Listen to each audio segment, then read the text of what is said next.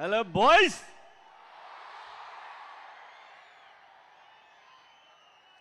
Flight దిగ్గానే Brahmaji గారు బాబోయ్ ఏంటిది అని, నువ్వు విజయవాడకే ఇలా ఉన్నావు, గుంటూరు వస్తే ఇంకెలా అయిపోతావు అని చెప్పాను. ఆ కారం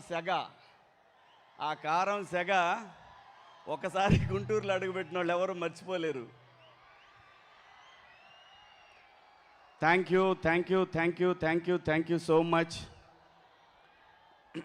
లెనిన్ సినిమాని ఇంత పెద్ద హిట్ చేసినందుకు తెలుగు ప్రేక్షకులందరికీ హృదయపూర్వక ధన్యవాదాలు. ఈ కార్యక్రమానికి విచ్చేస్తున్న రాష్ట్ర మంత్రివర్యులు దుర్గేష్ గారికి, అలాగే అనగాని సత్యప్రసాద్ గారికి స్వాగతం. అలాగే మా తేజస్విని, వెల్కమ్ అమ్మా. మొట్టమొదటిసారి అఖిల్ బాబు మీరు మా జిల్లాకు వచ్చారు విత్ ఫ్యామిలీ. మీ ఇద్దరికి కూడా మా జిల్లా తరఫున మీకు స్వాగతం. అక్కినేని ఫ్యామిలీకి ఎప్పుడు కూడా ఈ జిల్లా బ్రహ్మరథం పట్టింది. ఏ సినిమా అయినా సరే, అది ఒకవేళ అటు ఇటు అయిన సినిమాకు కూడా ఈ జిల్లా అక్కినేని ఫ్యామిలీ వెనకాల నిలబడింది. మీకు హృదయపూర్వక స్వాగతం అండి. లెనిన్ సో ఇప్పుడే ఈ కార్యక్రమానికి విచ్చేసిన సినిమాటోగ్రఫీ మినిస్టర్ ఆంధ్రప్రదేశ్ కందుల దుర్గేష్ గారికి కార్యక్రమానికి సగౌరవంగా స్వాగతం పలుకుతున్నాము. వారి సమయాన్ని కేటాయించి ఇవాళ లెనిన్ సెలబ్రేషన్స్లో పాటైనందుకు వారికి స్పెషల్ థ్యాంక్స్ తెలియజేసుకుంటున్నాము.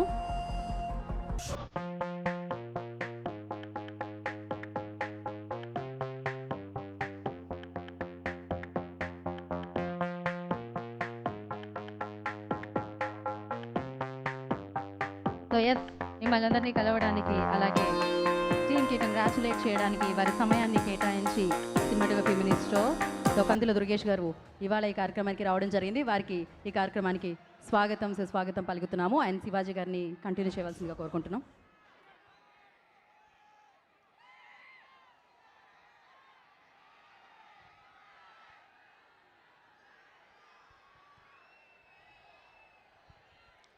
కందుల దుర్గేష్ గారు, సినిమాటోగ్రఫీ శాఖ మంత్రులు, వెల్కమ్ సార్. మీకు విజ్ఞప్తి కూడా ఉందండి, లాస్ట్లో చెప్తాను. మీకు రిక్విజేషన్ అది 100%. లెనిన్ సినిమా మా అందరికి కూడా, ముఖ్యంగా నా లైఫ్లో కూడా చాలా ఇంపార్టెంట్ సినిమా ఇది. ఈ సినిమాలో అందరి గురించి మాట్లాడుకున్నాం, ఆర్టిస్టుల గురించి, టెక్నీషియన్స్ గురించి మాట్లాడుకున్నాం. ఈ సినిమా ఇంత పెద్ద విజయవంతం అవ్వడానికి ముఖ్యమైన రీజన్ ఈ సినిమా దర్శకుడు నందకిషోర్ గారు అలియాస్ మురళీకిషోర్ అబ్బూరు. నేను సినిమా పరిశ్రమకు వచ్చి 30 years పైన అయిందండి. మధ్యలో 13 సంవత్సరాలు మా ఆంధ్రప్రదేశ్, అమరావతి, వీటన్నిటితోటి ఒక 13 సంవత్సరాలు గడిపేశాను. 13 సంవత్సరాల తర్వాత మళ్ళీ పరిశ్రమకు వస్తే ఘనమైన స్వాగతం ఇచ్చిన మీ గుండెల్లో పెట్టుకున్న మీ అందరికీ కూడా పేరు పేరున హృదయపూర్వక ధన్యవాదాలు. సినిమా ఏం మారలేదండి, ఎప్పటికీ మారదు కూడా. Indian cinema all about is emotion, glamour, ఇవి రెండే ఉంటాయండి. ఎన్ని తరాలు మారినా సరే ఎమోషన్ అనేది ఇండియన్ సినిమాలో ఎప్పటికీ ఉంటుంది. ఆ ఫార్ములా ఎప్పటికీ మారదు. కుటుంబ వ్యవస్థ ఉన్న ప్రతి సమాజంలో ఇలాంటి సినిమాలు వస్తూనే ఉంటాయి, వస్తాయి కూడా. అదే ఇండియన్ సినిమా.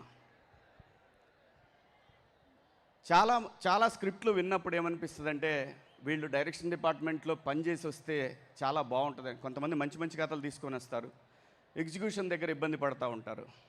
అలాంటిది పరిశ్రమలో ఒక 15 సంవత్సరాల పాటు అసిస్టెంట్ డైరెక్టర్గా పనిచేసి గొప్పగా రాసుకొని లెనిన్ అనే ఒక సినిమాని, తన ఊర్లో ఉన్నటువంటి ఇన్ని పాత్రలని ఒక మాస్ హీరో సినిమాలాగా మార్చడం అనేది అది అనుభవంతో మాత్రమే వస్తుందని నేను తెలుసుకున్న సత్యం. ఈరోజు మీరందరూ ప్రూవ్ చేసిన సత్యం ఈ సినిమా. చాలా సినిమాలకి ఫైట్స్ వర్కౌట్ అవుతాయి అంటారు, లేదంటే పాటలు వర్కౌట్ అవుతాయంటారు. ఈ లెనిన్ సినిమాకి మాత్రం వర్కౌట్ అయింది ఖచ్చితంగా 200% కథ మాత్రమే, కథ రాసుకున్న కథ నడిపిన విధానాన్ని. నేను సినిమా ఇండస్ట్రీకి వెళ్ళినప్పుడు అసిస్టెంట్ డైరెక్టర్గా పనిచేశాను, ఎడిటింగ్ డిపార్ట్మెంట్లో పనిచేశాను, ఆల్మోస్ట్ అన్ని డిపార్ట్మెంట్లో పనిచేశాను నేను. నాకు అర్థమైంది ఏంటంటే, ఎవరైతే రాజమౌళి గారి దగ్గర నుంచి ఈరోజు సక్సెస్ అయిన ఈ సినిమా లెనిన్ సినిమా వరకు ఈ డైరెక్టర్లు అందరూ కూడా ఫాలో అయింది ఫ్యామిలీ, సెంటిమెంట్, డ్రామా, మంచి పాటలు, మంచి ఆర్టిస్టులు, పెర్ఫార్మెన్స్లు, వీటిని నమ్ముకొని వీళ్ళు హిట్లు కొడుతున్నారు తప్ప కొరియన్ సినిమాలో తప్పేం కాదు, ఒక సినిమాని అడాప్ట్ చేసుకోవటం తప్పేం కాదు. కానీ నేటివిటీ కథని అద్భుతంగా మలుచుకొని వాళ్ళ పక్కూరు, మీ పక్కూరే కదండి రామాపురం, వాళ్ళ పక్కూరు రామాపురం తిరుపతి దగ్గర, ఆ ఊర్లో ఉన్న కథను వాళ్ళ ఊళ్ళో చెర్లోపల్లిలో ఉన్న కథ క్యారెక్టర్స్ని అన్నింటినీ పెట్టుకొని తన చుట్టూ ఉన్న జరిగిన సంఘటనలన్నింటినీ పెట్టుకొని ఒక అద్భుతమైనటువంటి డ్రామాని ఈరోజు ఈ సినిమాలో మనందరం చూసాం. బ్లాక్ బస్టర్ చేశారు మీరందరూ కూడా. నిజంగా ఈ దర్శకుడు ఈ తరానికి ఒక రాజమౌళి గారిలాగా అవ్వాలని నేను మనస్ఫూర్తిగా కోరుకుంటున్నాను సార్. మీ దగ్గర అది ఉంది, మీకు పేషెన్సీ ఉంది, మీరు కష్టపడ్డారు, మీకు అద్భుతంగా సపోర్ట్ చేశారు. వంశీ గారు కానీ అఖిల్ బాబు కానీ మీకు అద్భుతంగా సపోర్ట్ చేశారు. మీరు ఎంత చూపించాలో పేషెన్స్ ఈ సినిమాకి అంత చూపించారు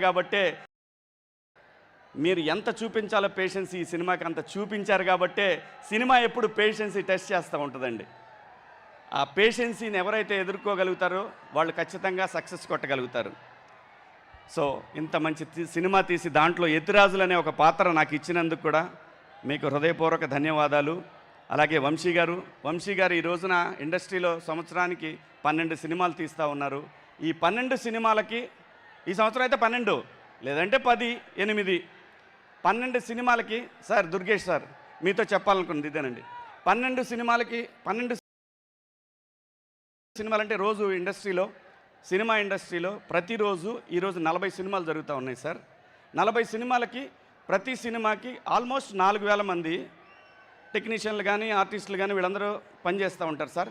జూనియర్ ఆర్టిస్టులు ఇంకో 4000 మంది పనిచేస్తారు సార్.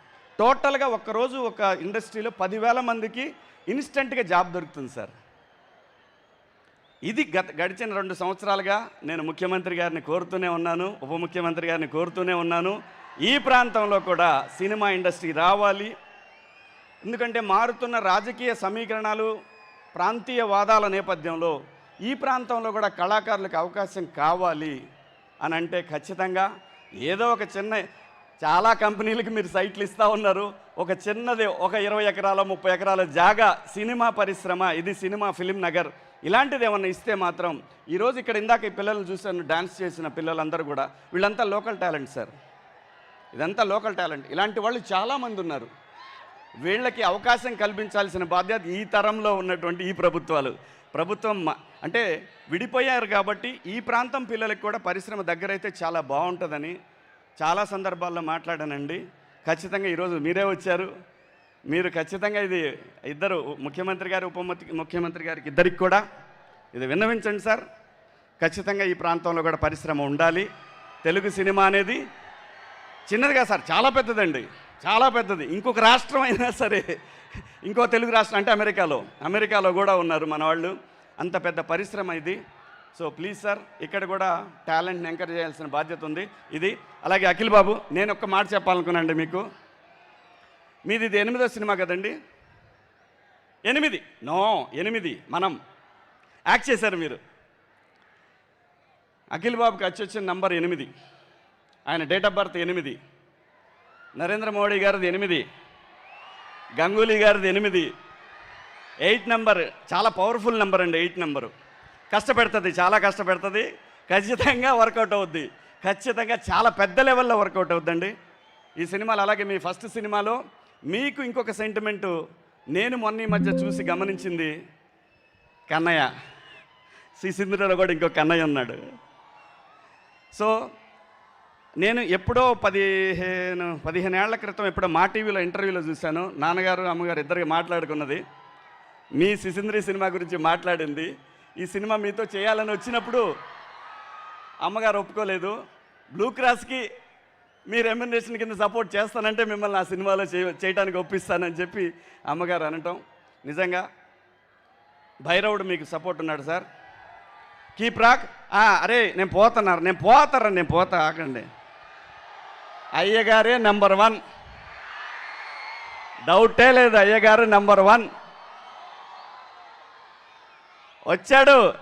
ఆడే నెంబర్ 1 అక్కడ వచ్చాడు. ఇక్కడ ఉన్నాడు అతను. అయ్యగారే number 1. Thank you sir, thank you. ఇక్కడికి విచ్చేసిన మీ అందరికి కూడా పేరు పేరున ధన్యవాదాలు. థ్యాంక్ యూ సో మచ్ అమ్మా. Thank you. Thank you Shivaji గారు, thank you so much. Shreya Srinivas గారికి థ్యాంక్ యూ చెప్తున్నారు శివాజీ గారు. థ్యాంక్ యూ అండి, థ్యాంక్ యూ సో మచ్.